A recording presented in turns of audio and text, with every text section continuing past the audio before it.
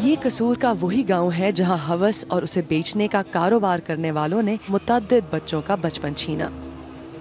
उनमें 16 साला ये नौजवान भी शामिल है। जब इन्हें जिनसी ज्यादती का निशाना बनाया गया तो इनकी उम्र सिर्फ 11 बरस थी। ये वाकया 5 बरस पहले पेश आया जब ये घर से सौदा लेने निकले। मुझे ले गए अपनी हवेली में, वहाँ पे जाके 3-4 बंदे और आ गए हैं। ये इन्होंने मेरे साथ बदफेली की, ज़्यादती की मेरे साथ, और इन्होंने खुफिया कैमरे भी लगाए हुए थे। और इन्होंने जब ज़्यादती कर ली, बदफेली कर ली, मुझे इन्होंने छोड़ दिया।